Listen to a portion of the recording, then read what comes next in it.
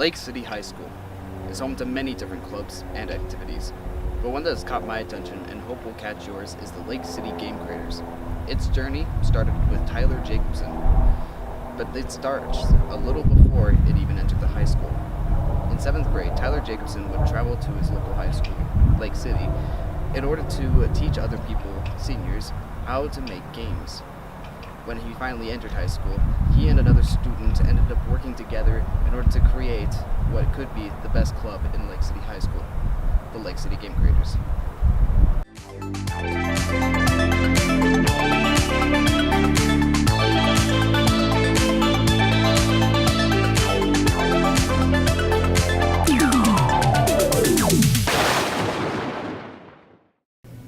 I'm standing outside the Lake City Game Creators Club Room, or better known as Scott Jacobson's class.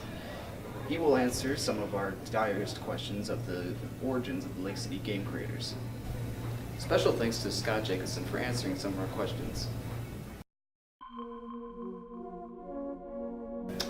Ooh, previous club presidents. I don't know if I could name them all. The very first one was my son. He started it all. And he was probably president for 5 years in a row because he started at the middle school. So 7th, 8th, and then here 9th, 10th. So more like 6 years. Although he started kind of flaking off and getting senioritis in his senior year. And then I had a kid named Jesse Schock, and he's just the maestro at coding. Even to this day, I still see him. Now I'm trying to imagine in my room, I've got a big poster that has a lot of the people since then. So it's my son, Jesse, Fallon Brady, and pretty much old guys. But then we had a couple girls pop in. Let's see, Colby and Izzy is, we kind of currently have 2 co-presidents. Isabella Romagnolo is the girl senior president, and Caleb Swaim is the boys sophomore president, I guess. I don't know, 36 was a sophomore president. After about our 3rd year, I was approached by the principal, like, hey, do you want to create an elective? And I said, yeah, I want to make a web design class, computer class. My ulterior motive was that I'd have a room full of computers, and then after school we'd have a game design club. And I had no computers, and I was given a very minimum amount of money. It was like $1,500.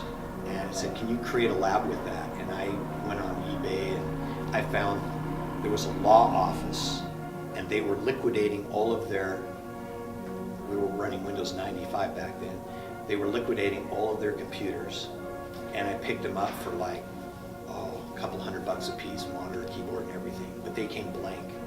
And I had no network, and Jesse came in over the summer, and I basically just said, Jesse, here's everything. If you build me a lab with 15 computers and a teacher station, I'll let you, I will buy all the parts for you to build your own gaming computer, which back then was like a Pentium 2 or something.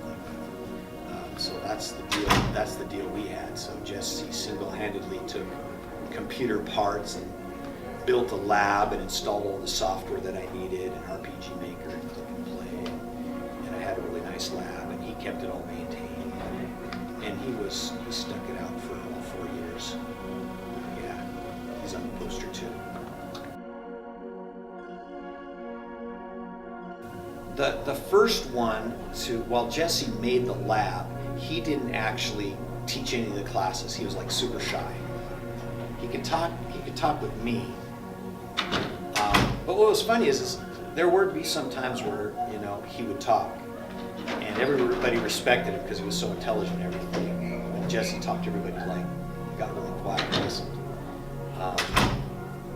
But I didn't really have him do any of the classes. But he would go one-on-one. He'd go walk around, or I could say, hey, Jess, could you, help so-and-so over there? He needs to know how to do this, and he'd go help. And he was very helpful. So he, as a founding member in a sense, he built the lab that we started our club in.